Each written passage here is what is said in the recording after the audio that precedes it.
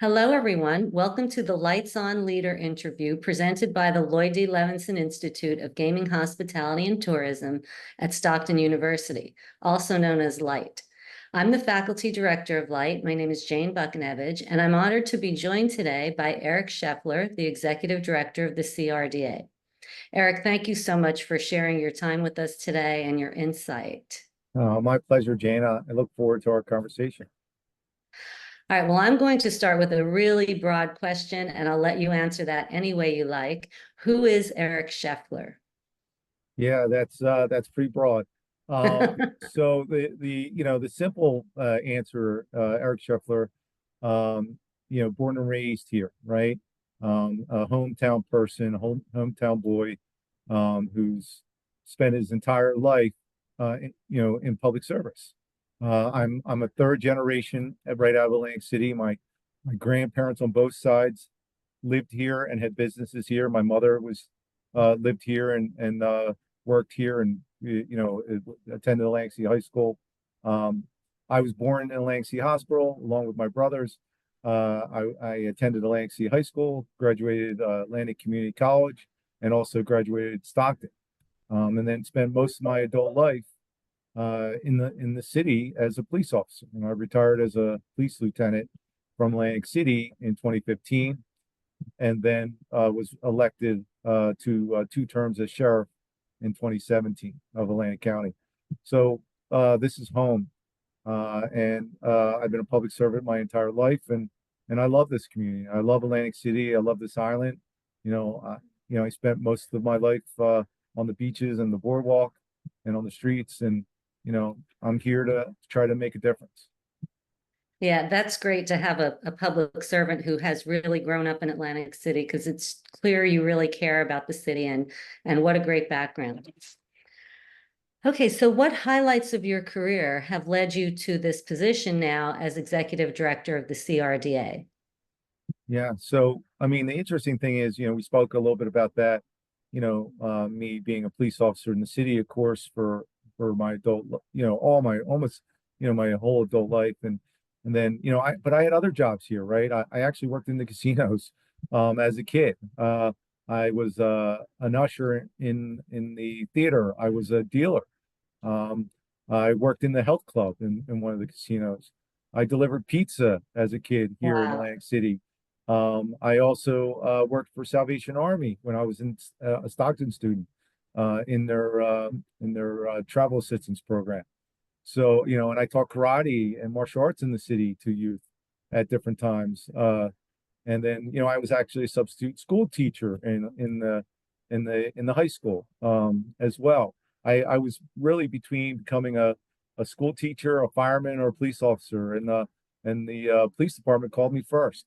So, and I mean, what has led me here is not so much of all the jobs and things and even being the sheriff, but what I believe has led me here is the long-term relationships that I have built, not only as a child growing up here.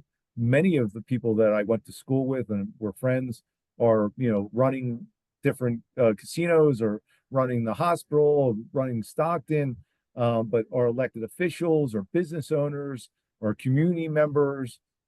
That's what has led me here, is those relationships that I have built over 57 years, right?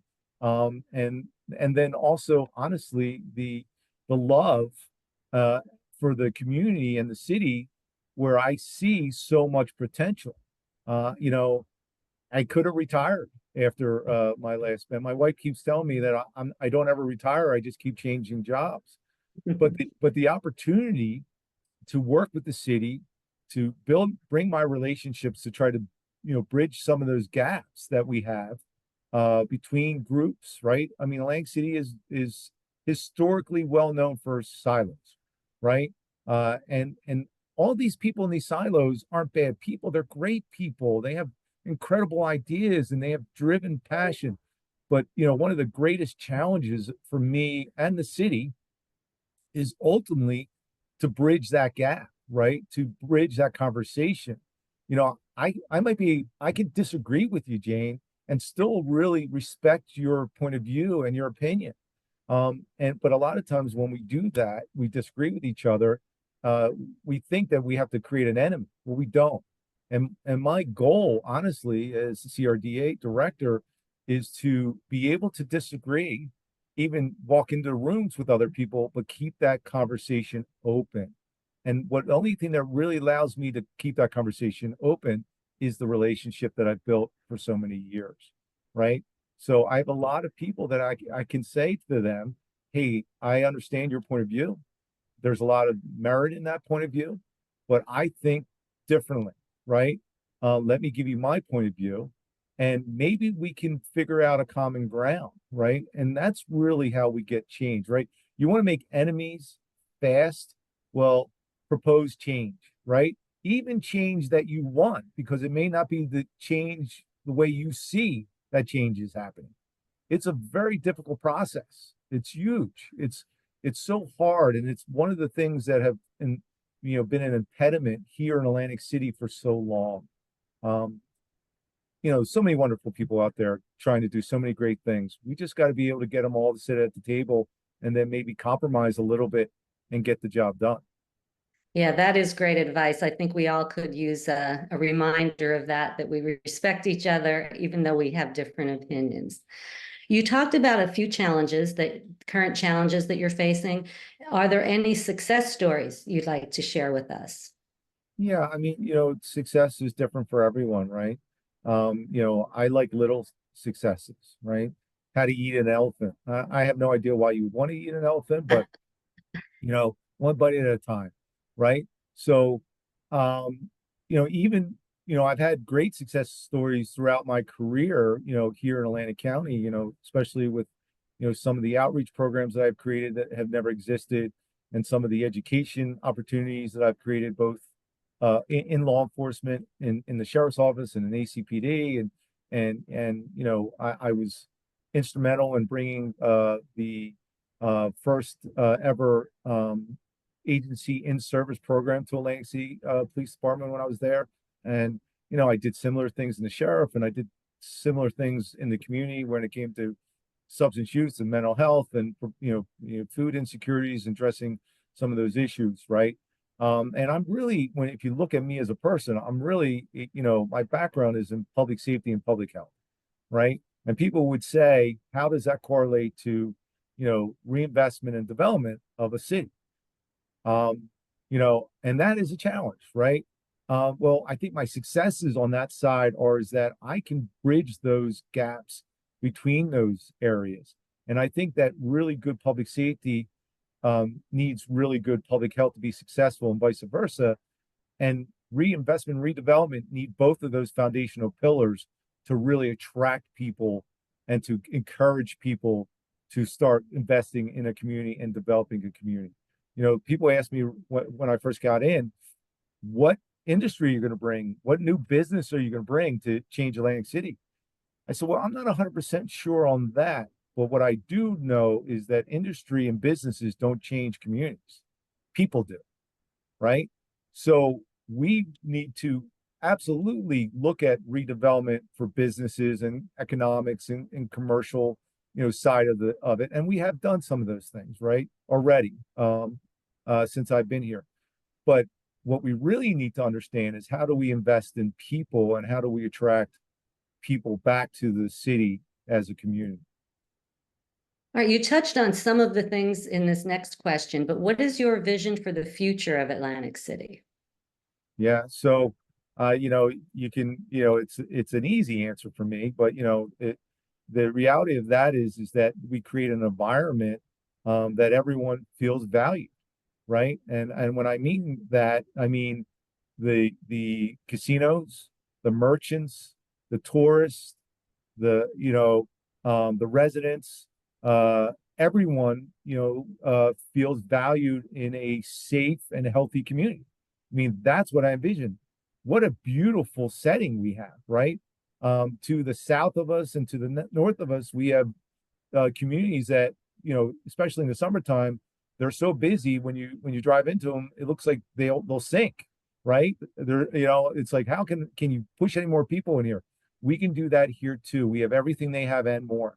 And We just have to create a foundational change in some of those areas. Now, the funny thing is when it comes to public safety and public health and reinvestment and development, there's not one group, there's not one, one elected official on one side of the table or the other, not one industry, not residents, not tourists, not the city, administration. We all agree that they are needed to move forward. The challenge, of course, ultimately is how we do it. So you are fairly newly appointed to this position. So what role do you see the CRDA playing in that vision for the future?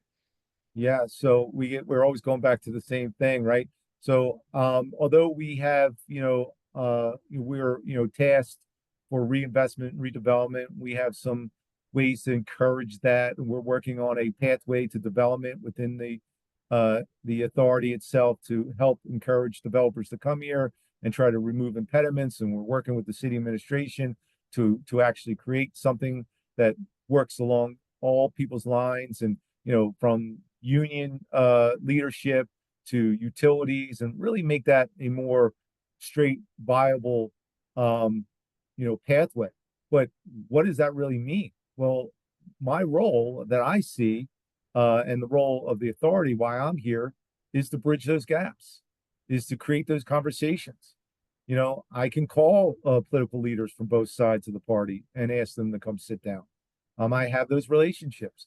I can call union leaders and utility authority, leadership, and city administration, and elected officials here.